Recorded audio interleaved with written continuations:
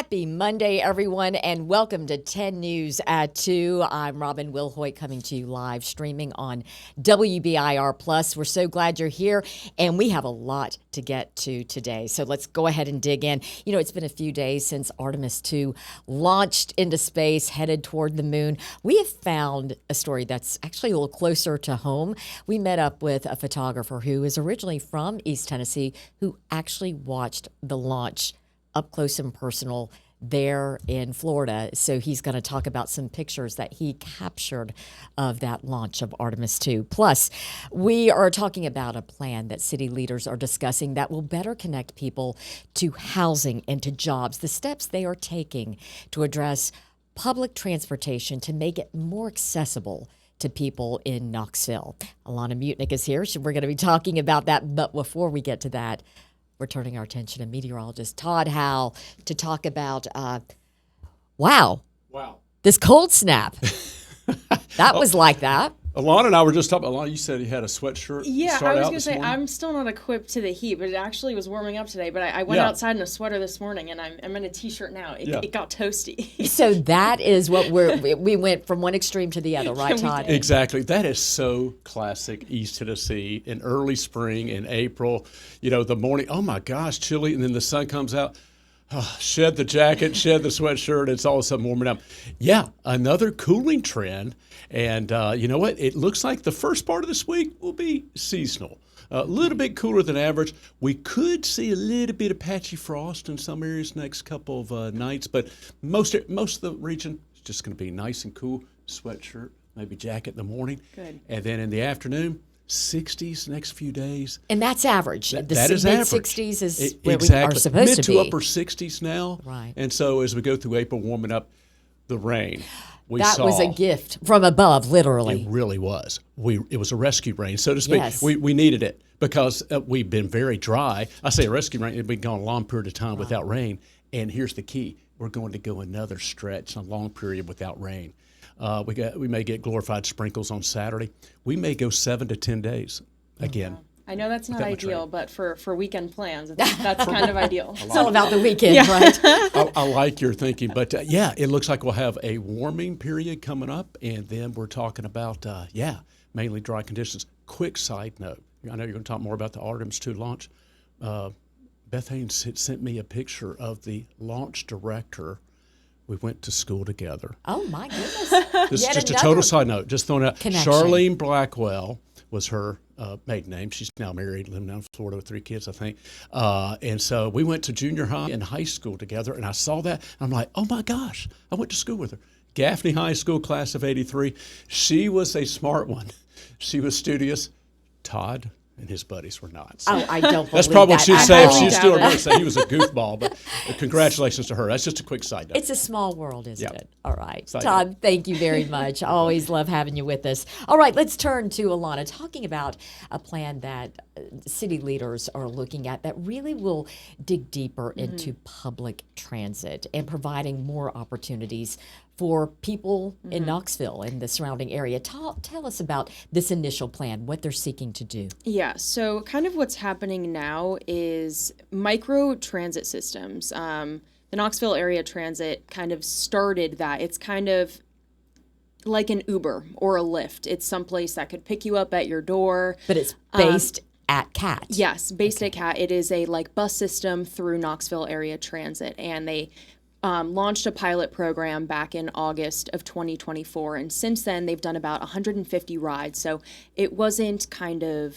greatly launched, it wasn't really expanded yet. So what's happening right now is Knoxville Mayor India Kincannon, she is working with a consulting firm, and there's a $500,000 agreement on the line, and they are going to look and reevaluate and kind of reshape Knoxville Area Transit and just the transportation system in Knoxville in general. And I sat down with them today, and they were just saying it is really crucial, especially in such a hilly area like Knoxville, and how many people rely on bus systems, and they say it's just not working for everyone right now. So they're looking at that. Yes, so often we talk about food deserts, but there can be transportation deserts.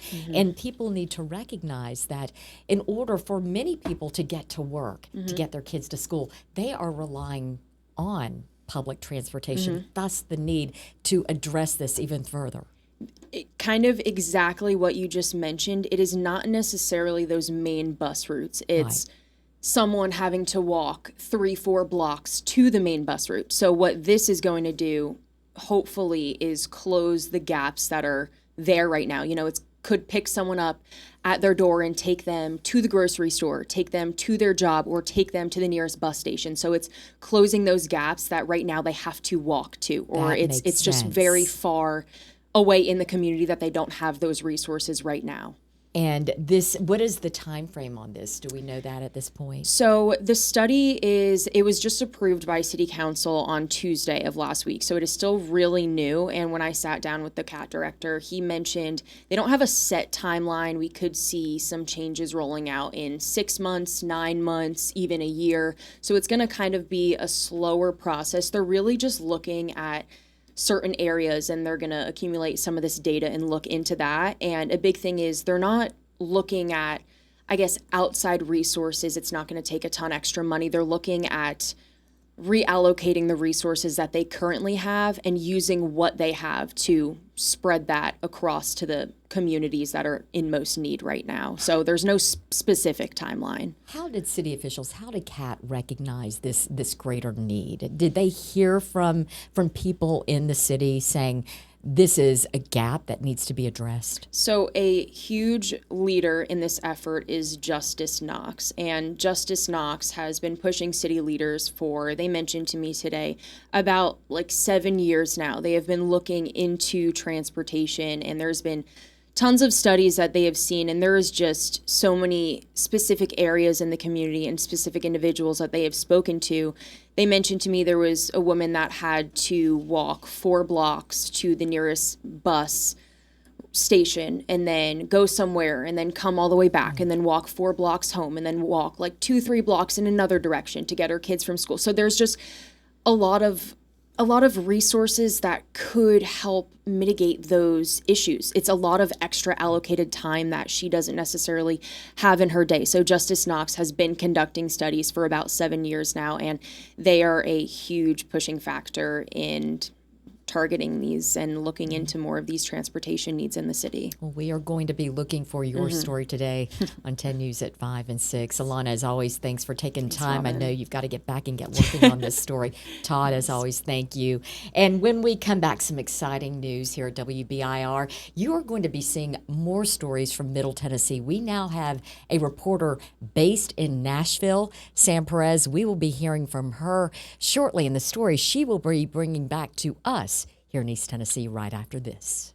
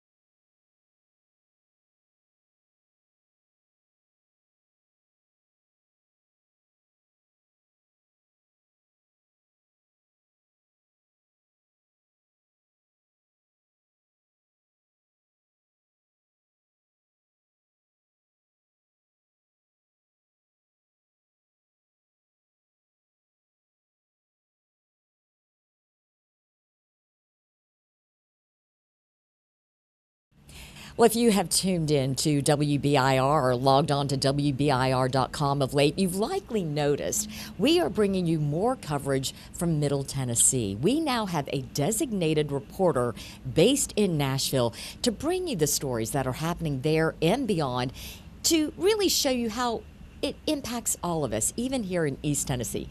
That reporter, our very own Sam Perez, and she is joining us live from Nashville. Sam, thank you so much for taking some time out of your busy schedule. We know you are busy, to talk to us about what you are doing in Nashville. And so with that, my first question is, how is the transition from East Tennessee to Middle Tennessee thus far? Oh my goodness, it's been so great. And Robin, it is so good to see you. That is one thing that I miss being here in Nashville, is being able to see all of the wonderful teammates that I'm so used to working with and seeing all the time. I don't get to see you as much, so it's lovely to see you here. But the transition has been going really, really well. I have loved the chance to get settled. I've been here now, this is my third week in Nashville. I took some time to settle in. I'm slowly getting to know the area, and I'm loving it. And I've had the chance to start doing stories here in the Music City for our audience back in East Tennessee, and it's really been such a joy and so much fun to take on this challenge of a new role. And let's talk more about that, Sam. The reasoning for us to venture west, if you will, in order to share stories that are happening in our state capital. It's an opportunity to give our viewers a bigger picture of what's happening across the state, right? Absolutely. I mean, there is so much happening across the state of Tennessee. And one thing that I've been telling people when I'm here is we do cover stories out of Nashville, even from back in East Tennessee. So whether it's the first or last day of the legislative session, I mean, we have people here on the ground in Nashville. We're able to cover what is happening in the legislature from a distance. And whenever there's a big event like the winter storm this past winter, we did send a crew here to Nashville. So we've been in Nashville before, but I think the opportunity to have someone who is boots on the ground and just further expand that statewide coverage is really useful, because I mean, there's always something going on here. I'm still getting my bearings and getting to know Nashville, but that is one thing I quickly discovered is there are stories everywhere. There is stuff happening here. A lot of it is really fun and exciting, and I'm just honored to have the chance to be, again, that boots on the ground and delivering some of the coverage that people have already seen from Nashville, and just up that a little bit and be able to do it a little bit more here. We're going to dig into some of the stories that you're going to be bringing to us coming up, but let's talk about the process, though, of integrating yourself into that community. As part of being a reporter, we have to make a lot of connections and develop networks and sources and resources. How has that played out for you? Who are you meeting with and connecting with?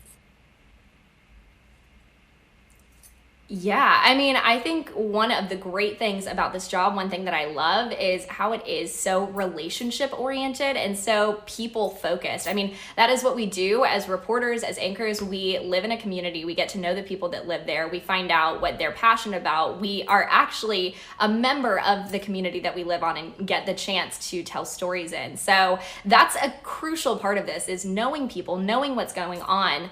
And so my first 2 weeks, I mentioned I kind of had a chance to settle in and get to know the area, because I'm not super familiar with Nashville. I've been a handful of times, and again, I've seen and covered stories from back in Knoxville that are happening here in Nashville, but I really didn't know that much. And so I got to take 2 weeks and kind of, number one, move here, and that was a task in itself, but then I got the chance to start reaching out to people. So one thing that's really unique about Nashville that I quickly realized is the relationship that the city and county have. So it's a metro government, which means the city and the county are basically all together. So they have one big council. It is a metro council with over 40 members. So that was one of the first things I did when I moved here, is just tried to reach out to every single one. Each council member represents a different district. There are a handful of at-large council members, but they are deeply in tune with what their district district members, their constituents care about and know about, and they're involved in Nashville in such an intensely focused way. And so I knew I wanted to make contact with them.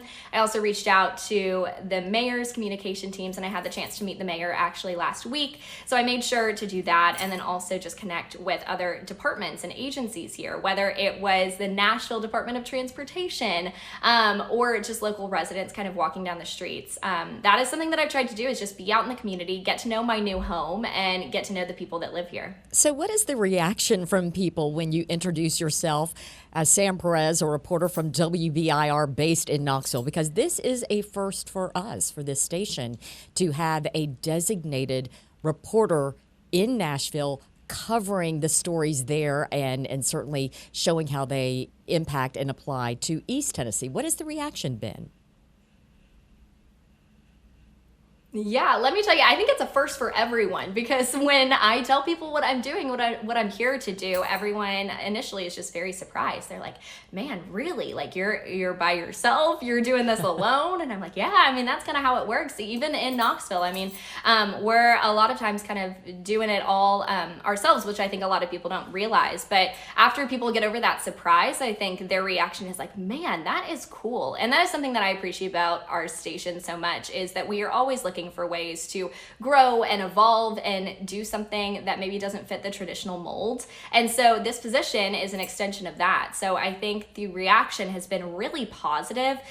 People think that it's an awesome idea and an awesome challenge, and it is. And I mean, I just think it's something that, again, we've kind of dipped our toes into the Nashville area. We do cover stories there, but being able to expand that, have a dedicated person here, I think is really cool. I think people are really impressed. And also, one thing about Nashville that I think is so similar to East Tennessee is how kind everyone is. I mean, truly, I have not had any negative reactions at all. Everyone is like, "Wow, you're here? That's surprising. That's awesome. Let me help you get to know the area. Let me connect you with someone that I think will have a good story for you, or that'll help you get to know the area and settle in a little bit better." So, I mean, I have been met with open arms, very similarly to how I was met when I moved to Knoxville, and I'm so grateful for that. Okay, I'm going to expound a little bit on what you mentioned about doing it all.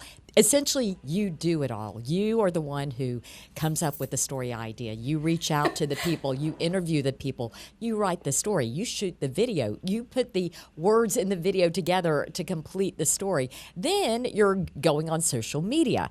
So you are doing all of that in a day's work, and people are going to see you on WBIR. WBIR.com, on our social media outlets as well. So you are doing a lot, and I agree with you.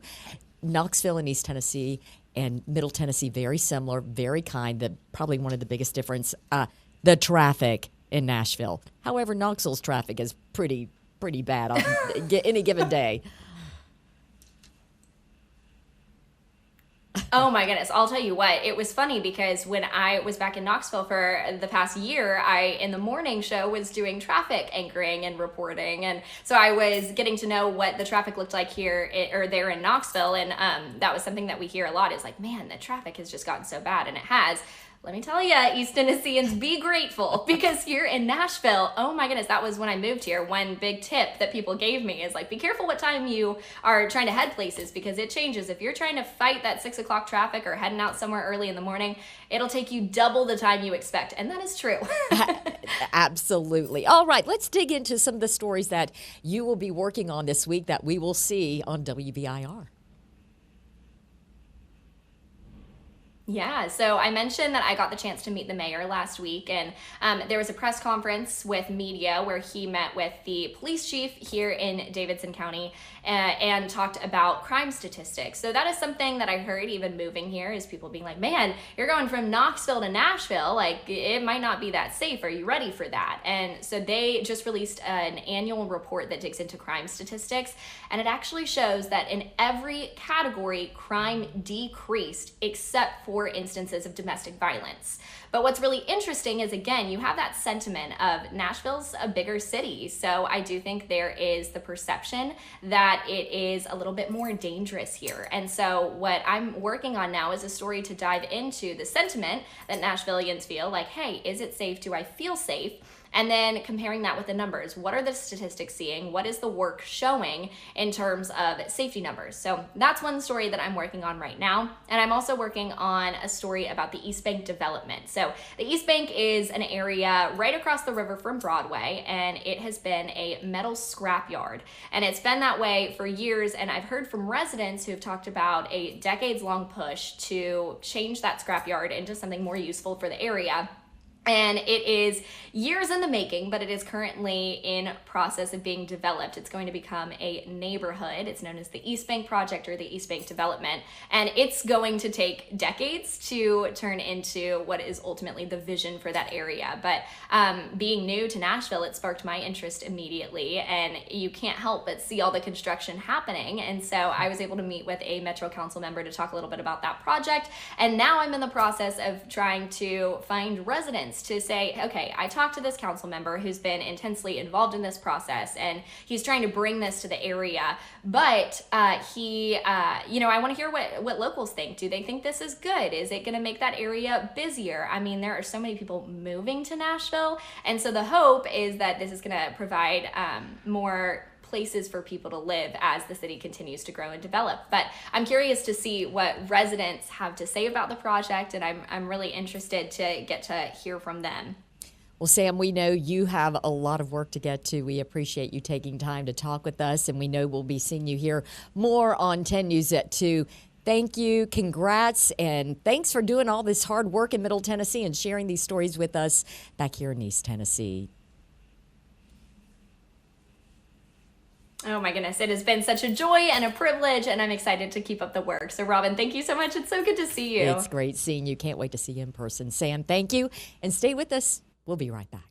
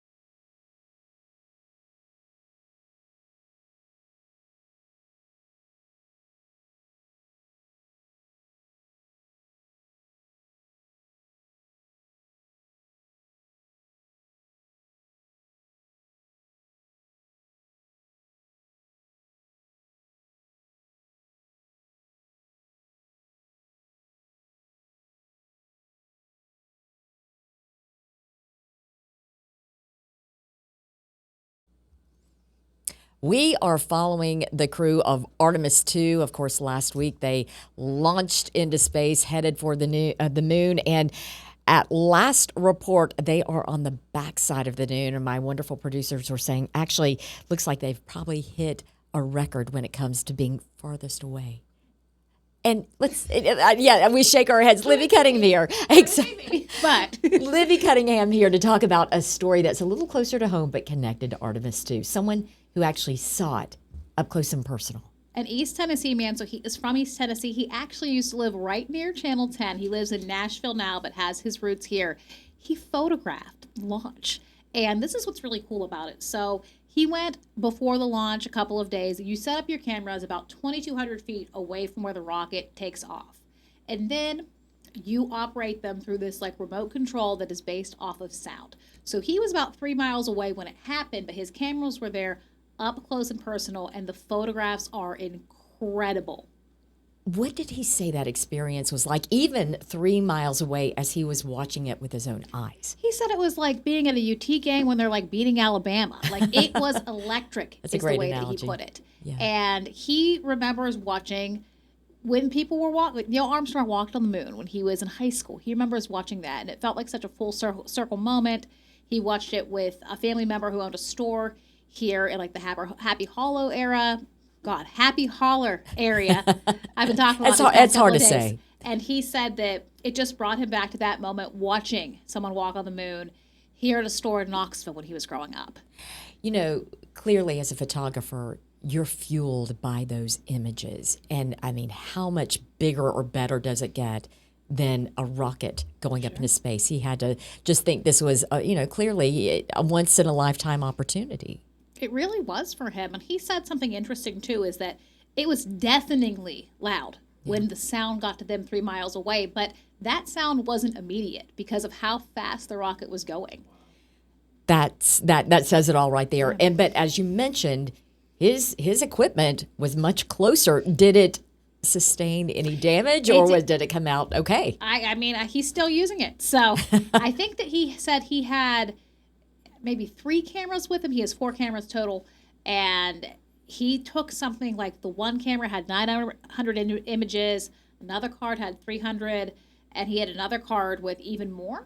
And so he had a camera with him as well when he was 3 miles away. So he was able to see those immediately. And the ones from the site, he got about 2 hours later. So were there other photographers with him There set were. up? And he actually shared a photo with me that you guys will see later on 10 News at 6, where NASA took a picture of him from the back and all the other photographers setting up their cameras for this. It is so cool.